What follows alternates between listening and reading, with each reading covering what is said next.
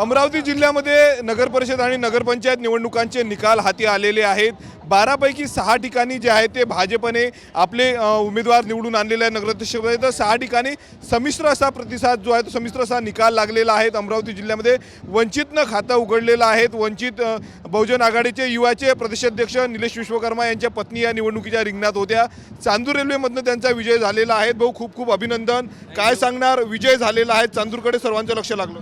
निश्चितच हा मोठी लढाई आमची होती। सातत्यानं संघर्षातून हा विजय खेचून आणता आला आणि ज्या लोकांनी सत्तेचा पैशाचा वापर करून जे करायला पाहिजे होतं निश्चित त्यांनी केलं। त्याच्या पुढे जाऊन जनतेने हा कौल दिलेला आहे आणि मी खरोखरच जनतेचा खूप आभारी आहे। आणि या विदर्भात एक हा जो रिझल्ट आहे तो येत्या महानगरपालिकेचा निश्चितच चांगला परिणाम संपूर्ण विदर्भात महाराष्ट्र दिसेल।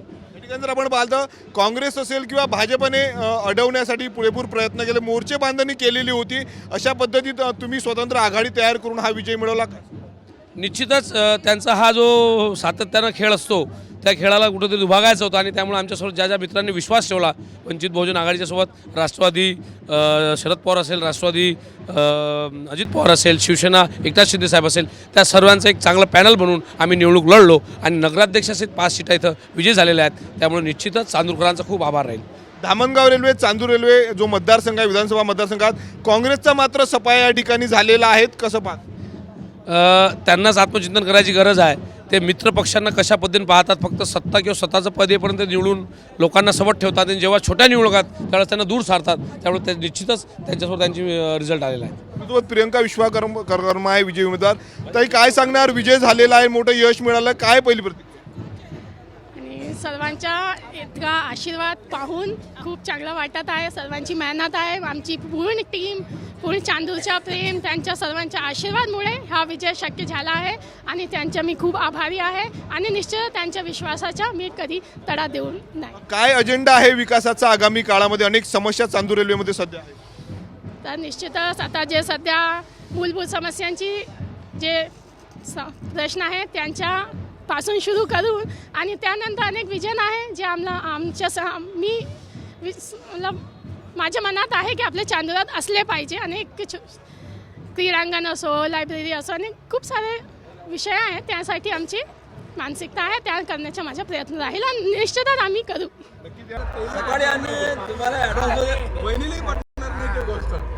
काय सांगणार, जिल्ह्यात वंचितनं खातं खोललेलं आहे, मोठं यश मिळालेलं आहे, काय सांगणार? निश्चितच सर्व जनतेचा चांदूरकरांचा खूप खूप आभार व्यक्त करतो।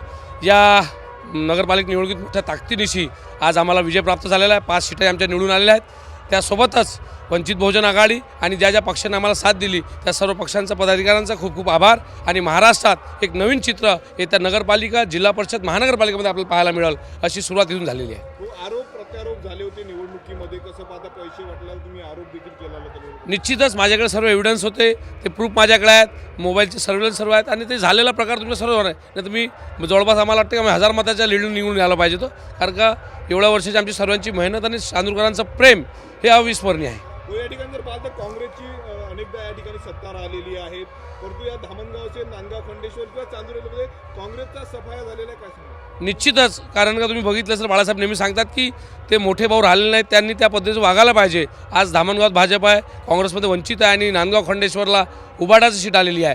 म्हणून ज्यावेळेस त्यांच्याकडे सत्ता होती त्यावेळेस सामावून घेत नाही, प्रत्येक वेळेस सांगतात की बा आमच्याच दृष्टीकोन सर्व काही होईल, त्यांना विचारायची गरज नाही। निश्चितच जनतेने त्यांना रस्ता दाखवलेला आहे।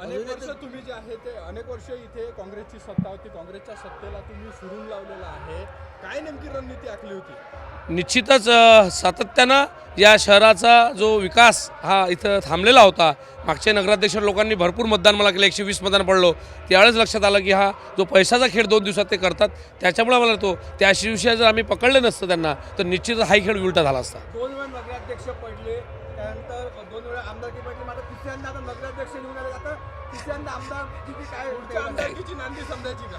निश्चितच मी एक चांगला खेळाडू आहे आणि खेळ खेळताना रिझल्ट हे माहीत नसतं, एक चांगला खेळ आपण खेळला पाहिजे, त्या अनुषंगाने आम्ही नेहमी मॅच खेळतो आणि जय पराजय जीवनात होत असतात.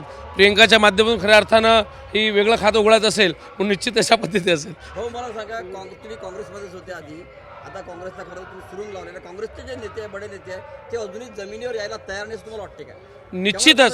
निश्चितच लोकसभेला तुम्ही बघितलं असेल त्यांची बोलणी ज्या पद्धतीने सुरू होती, त्यानंतर विधानसभेत बिलकुल त्यांनी कोणत्याही छोट्या मोठ्या पक्षाला घेऊन चालण्याची भूमिकाच ठेवली नाही. आणि आता या तुम्ही जर महाआघाडीचा विषय घेतला असेल, जेव्हा ज्या ठिकाणी बोलणी सुरू आहेत तर त्या आपल्या आविर्भावात असतात आणि त्याच्यामुळे त्यांना हा निश्चितच त्यांना त्रास त्याचा होतो आहे.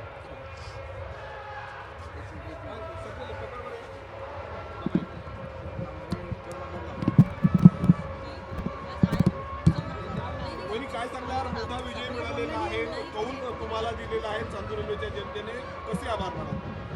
आणि सर्वांचा प्रेम आहे, सर्वांचा आमच्यावर जे विश्वास आहे त्याचं पाहून त्यांनी आम्हाला हा संधी दिली आहे. आणि निश्चितच त्यांचा जे विश्वास आहे, प्रेम आहे, त्यांच्या फळ त्यांना मिळली आणि चांगल्या पद्धतीने काम करण्याची आमची मानसिकता आहे आणि आमची सेवा, आमची जी प्रामाणिकता आहे आणि आमच्या टीमची डॉक्टर निलेश विश्वकर्मा की जे जमिनीवर केलेले काम आहे त्या पाहूनच त्यांनी आम्हाला निवडून दिलं आहे.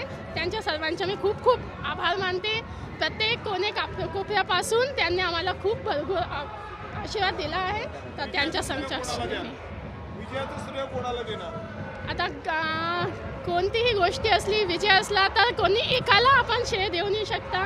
तर जनतेची प्रेम आहे, जनतेचा आशीर्वाद आहे. माझी सर, माता भगिनी, माझ्या कुटुंब, डॉक्टर निलेश विश्वकर्मा आणि आमच्यासोबत राहणारे सर्व मार्गदर्शक, सोबतच सर्व शिवसेना असो, राष्ट्रवादी, VBA, जय हिंद मंडळ, सर्वांचा पाठिंबा आहे.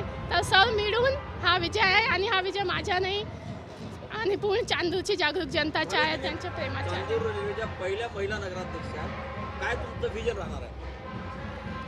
विजन आहे की जे काही आमच्याशी करता येत असेल ते आम्हाला करायचे आहे आणि विजन खूप आहे.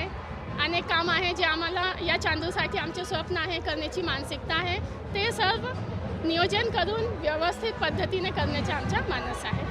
प्रियंका विश्वकर्मा होत्या. अमरावतीच्या चांदूर रेल्वेमध्ये जर आपण पाहिलं तर वंचित बहुजन आघाडीचे नगराध्यक्ष म्हणून त्या निवडून आलेल्या आहे. गेल्या अनेक वर्षापासून या ठिकाणी काँग्रेसची सत्ता होती, परंतु काँग्रेसच्या सत्तेला भेदत जे आहे ते वंचित बहुजन आघाडीने या ठिकाणी मुसंडी मारलेली आहे. कॅमेरामॅन अनिकेत दहातोंडेसह मी स्वप्नील उमाप, TV9 मराठी, चांदूर रेल्वे, अमरावती.